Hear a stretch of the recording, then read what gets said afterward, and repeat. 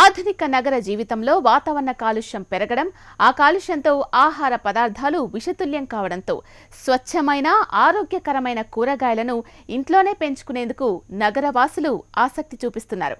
ఈ నేపథ్యంలో ఇంటి పంటల సాగులో కంటైనర్ కల్చర్ ప్రాచుర్యానికొచ్చింది.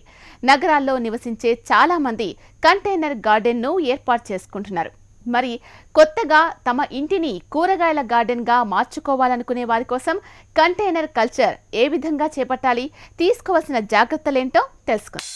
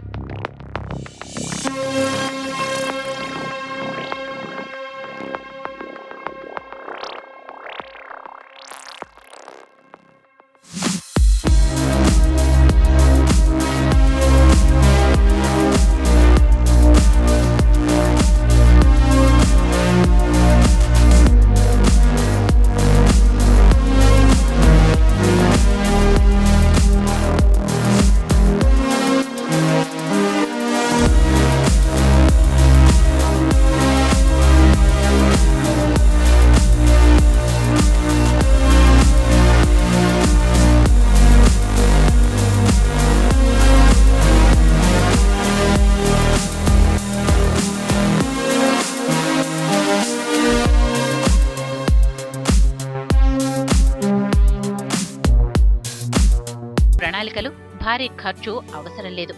సిమెంటుతో చేసిన పాత్రలు, ప్లాస్టిక్ తొట్టెలు, ఉపయోగించని టైర్లు, క్యాన్లు, బాక్సులు, సంచులు, కుండలు, చెక్క గిన్నెలు, బుట్టలు, ప్లాస్టిక్ కవర్లు వంటి వాటిని కంటైనర్ గార్డెన్ తయారీలో ఉపయోగించుకోవచ్చు.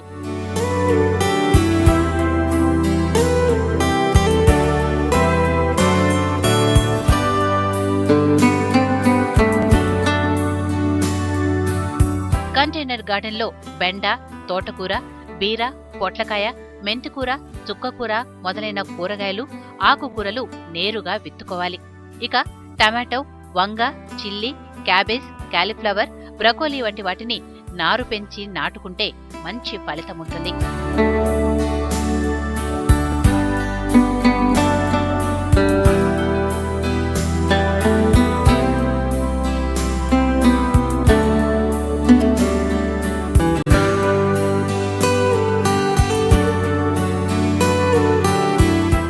కంటైనర్ కల్చర్లో కూరగాయల సాగు చాలా సులభం.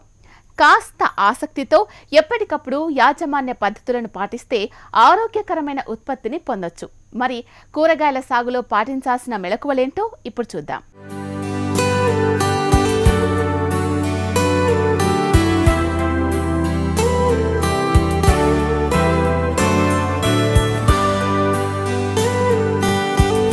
కంటైనర్ కల్చర్లో మొక్కలు పెంచేందుకు తేలికపాటి సారవంతమైన మిశ్రమాన్ని ఎంపిక చేసుకోవాలి. దీనికి కొబ్బరి పొట్టు, వర్మి కంపోస్ట్, ఇసుకను కలపాలి. ఈ మిశ్రమాన్ని 30% ఎర్రమట్టి, 30% కొబ్బరి పొట్టు, 30% వర్మి కంపోస్ట్, 10% ఇసుక ఉండేలా తయారు చేసుకోవాలి.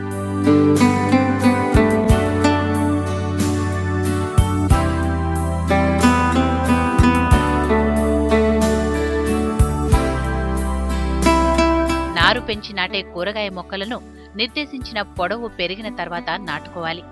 ఆకుకూరలు కుకుర్చిటీసీ కుటుంబానికి చెందిన కాకర, బీర, సొర, దోస, పొట్లకాయ మొదలైన విత్తనాలను నిర్దేశించిన దూరం ప్రకారం అనువైన కంటైనర్లలో నాటాలి.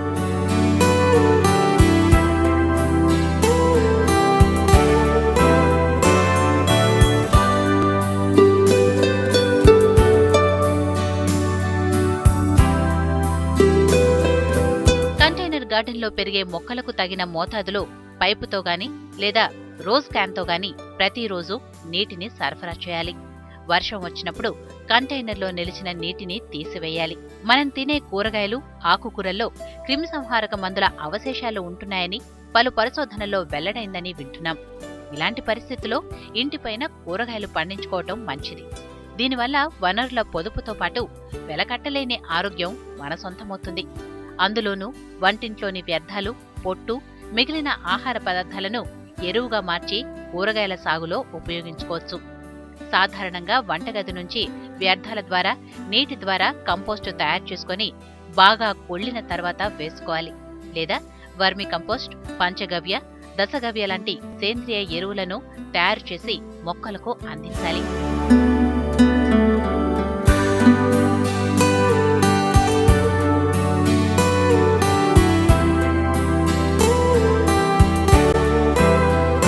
కలుపు రసాయనాలు ఉపయోగించకుండా కలుపును మనుషుల ద్వారా నిర్మూలించి కూరగాయ మొక్కలకు మంచి సదుపాయం కల్పించాలి.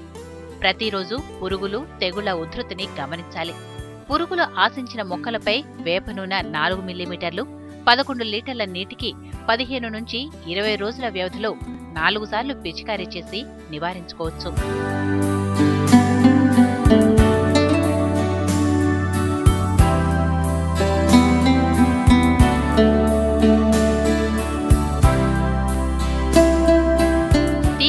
చెందిన బీర, కాకర, సొర, పొట్ల, దోసకాయలకు ప్లాస్టిక్ వైర్లతో పందిళ్లు ఏర్పాటు చేసి ఆధారం కల్పించాలి. అధికమైన కొమ్మలను కత్తిరించి మొక్కల పెరుగుదలను తగ్గించి దిగుబడును పెంచవచ్చు.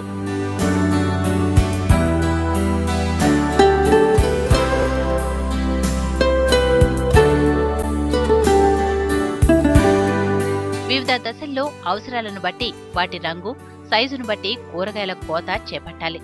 ఆకుకూరలను లేత దశలోనే కోయాలి. కంటైనర్ కల్చర్ను తక్కువ స్థలంలో సాగు చేయటం వల్ల పురుగులు, తెగుళ్ల ఉధృతి తక్కువగా ఉంటుంది. పట్టణ ప్రాంతంలో ఉండే స్త్రీలకు ఉద్యోగులు ఖాళీ సమయంలో ఈ కంటైనర్ గార్డెన్పై శ్రద్ధ వహిస్తే మంచి ఉత్సాహం, ఆహ్లాదం, అన్నిటికంటే ఆరోగ్యం లభిస్తుంది.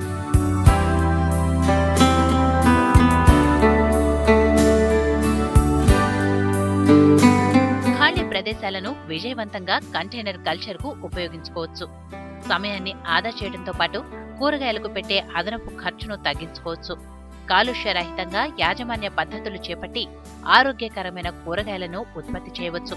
గృహాన్ని వివిధ రకాల కూరగాయలతో అలంకరించి మంచి అనుభూతిని పొందవచ్చు.